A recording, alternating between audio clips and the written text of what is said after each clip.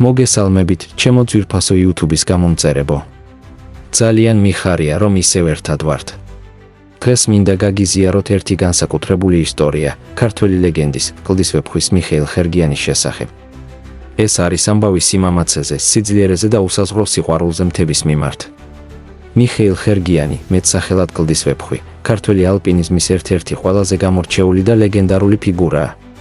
იგი დაიბადა 1932 წლის 23 მარტს სვანეთში, ცნობილი მთამსვლელის ბესარიონ ხერგიანის ოჯახში. მამამ 1937 წელს უშბას მწვერვალი დაიპყრო, რაც ოჯახში ალპინიზმის ძლიერი ტრადიციის საფუძველი გახდა. ნათლობისას მიხეილ ხერგიანს ჩხუმლიანი დაარქვეს. თავად ამბობდა: სამი სახელი მაქვს, ჩემი ნამდვილი სახელია ჩხუმლიანი, წინაპრის პატივსაცემად დარქმეული, მინანი, ასე მეძახიან ოჯახში და მესამე, მიხეილი, ასე მომნათლეს ალპინიზმის ინსტრუქტორების სკოლაში, რადგან ჩხუმლიანს ვერ გამოთქვამდნენ. მისი ბიძაც და ბიძაშვილიც ალპინისტები იყვნენ, ამიტომ პატარა ასაკიდანვე ისმენდა მთებზე ასვლის ისტორიებს.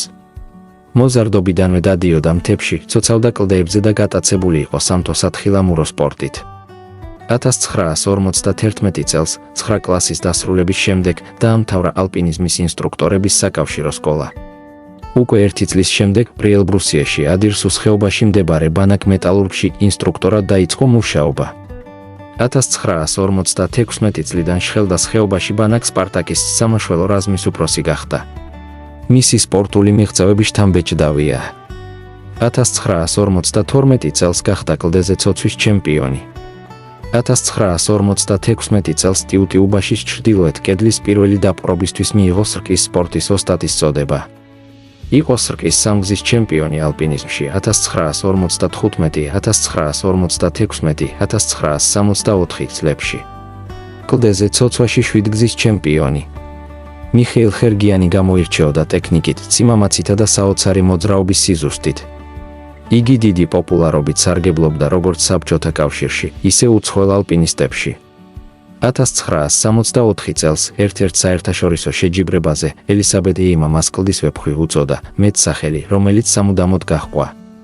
1969 წლის ზაფხულში მიხეილ ხერგიანი იტალიის ალპებში გაემგზავრა. მისი ბოლო მარშრუტი იყო სუალტოს 700 მეტრიანი კედელი, სადაც რეკორდის დამყარებას გეგმავდა. იგი ჯგუფს წინ მიუძღვებოდა, როდესაც მოულოდნელად ჩამოცვენილმა ქვებმა თოკი გადაჭრა.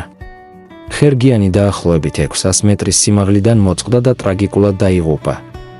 მიუხედავად მისი ხანმოკლე სიცოცხლისა, ხერგიანმა უამრავი ადამიანი გადაარჩინა სამაშველო ოპერაციებში და უდიდესი კვალი დატოვა ალპინიზმში. მისი ხსოვნის უკვდავსაყოფად 1983 წელს მესტიაში გაიხსნა მისი მემორიალური მუზეუმი. 1971 წლიდან დაწესდა ხერგიანის პრიზი.